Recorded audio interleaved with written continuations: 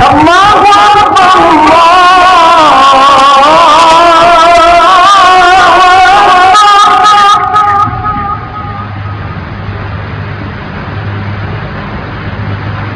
اللہ الرحمن الرحیم۔ گزشتہ 1-2 دنوں سے حنیف قریشی کی ایک ویڈیو وائرل ہوئی ہے جس میں وہ صحابی رسول صلی اللہ علیہ وسلم حضرت عمر بن عاص رضی اللہ تعالیٰ عنہ کی گستاخی کر رہا ہے۔ تو اس بات سے یہ بات بالکل واضح ہو جاتی ہے کہ سنیوں میں کچھ ایسے چھپے ہوئے لوگ ہیں جو رافضی ہیں اور سنیوں کا لبادہ اوڑھ کر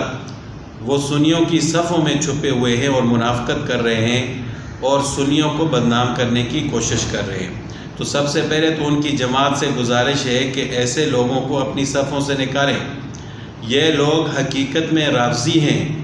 اور سنیوں کو بدنام کرنے کی کوشش کر رہے ہیں۔ تو بہرحال وہ تنقید بھی ایسی ہستیوں کے بارے میں کرتے ہیں کہ جن کے بارے میں اللہ تعالیٰ نے رضی اللہ عنہم ورضوا عنہ کا اعلان فرمایا ہے، یعنی ان کو دنیا میں ہی جنت کی بشارت دے دی۔ اب وہ ہستیاں ایسی ہیں کہ جن کو صحابہ کرام کہا جاتا ہے اور جنہوں نے ہم تک قرآن اور حدیث کو پہنچایا ہے، ہم تک یہ دین ان ہستیوں نے پہنچایا ہے، تو یہ لوگ ان کو تنقید کا نشانہ بنا رہے ہیں۔ اب آپ دیکھیں کہ ایسے شخص کی اور اس سے بڑی بدبختی کیا ہو سکتی ہے کہ وہ ہستیاں جن کے بارے میں رسول اللہ صلی اللہ علیہ وسلم نے فرمایا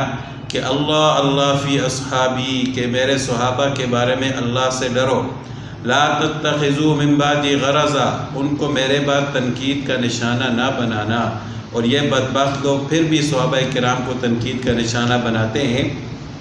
تو ان ہستیوں کے بارے میں بات کر کے ان کو کون سی جنت ملے گی اور کون سا یہ اپنا تقویٰ ظاہر کرنا چاہتے ہیں؟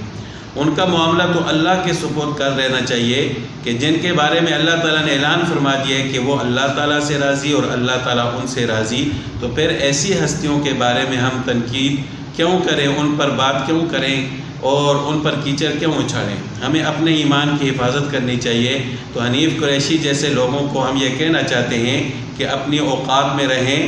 ہم صحابہ کرام کی عزت کا پیرا دیتے رہیں گے اور آپ جیسے لوگوں کو دنیا کے سامنے